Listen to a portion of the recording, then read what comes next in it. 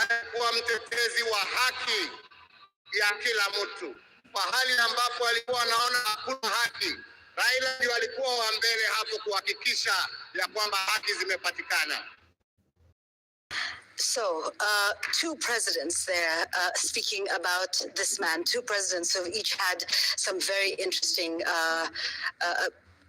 relations with Raila Odinga. Maybe we can start with the former president, Uhuru, and then finish with the current president, William Ruto. He once described his relationship with Raila Odinga as special. And when, of course, questions were being raised in his final term about his closeness to the then opposition leader, he said, I don't understand it. It's a deep understanding. I hope you remember that statement that was made in the Holy Family Basilica during the memorial service for the late Mzee Jomo Kenyatta, that is Uhuru's father. It's interesting how the three, it's a troika of contrasts and ironies, clashes, and this the Kenyatta Jaramogi household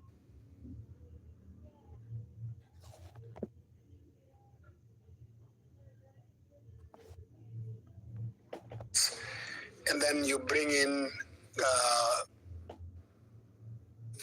William Ruto, who was then running for president. It's been a very, very interesting mix that they're both brought together and again divided by the same person, from what they're telling us.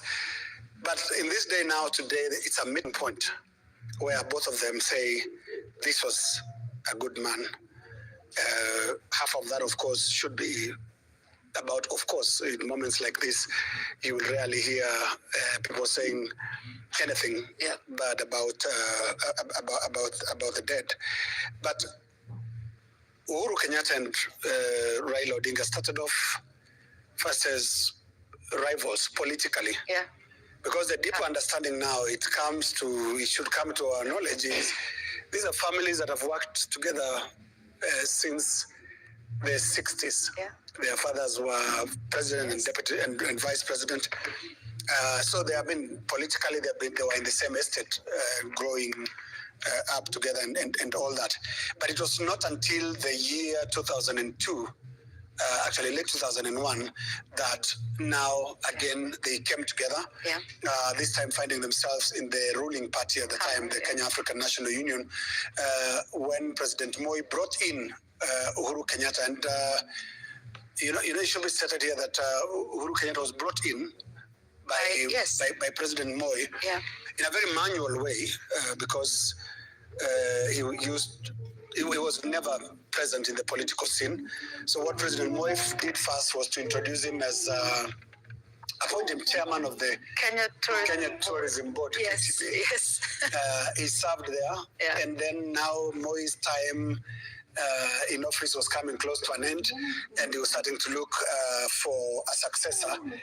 And he then created room in Parliament for Uhuru Kenyatta to be nominated as a member of Parliament. And he did this by asking Mark To, his close confidant, who was a nominated member, to forfeit his, to resign from Parliament. Yes. And Mark To resigns, and Uhuru Kenyatta walks into those those shoes.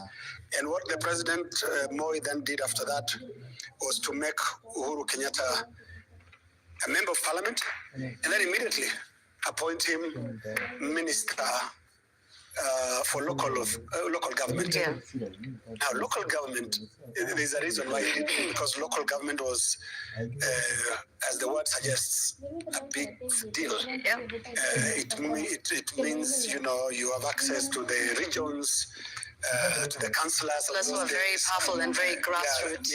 The county councils. Yes. So it was Moi's genius way of very quickly creating a presidential candidate within a year and or is it a year and a half? And so later on, 2002, Raila Odinga, 2002 March, Raila Odinga joins KANU as Secretary General and decides, hey, we should have a free contest, not appointive. Yeah. And they differed there. We have absolutely no records of hostility between the two, except very, well, can I say snide campaign rhetoric? Yes, later. Yeah, you know Raila Odinga liked using football analogy to attack his opponents.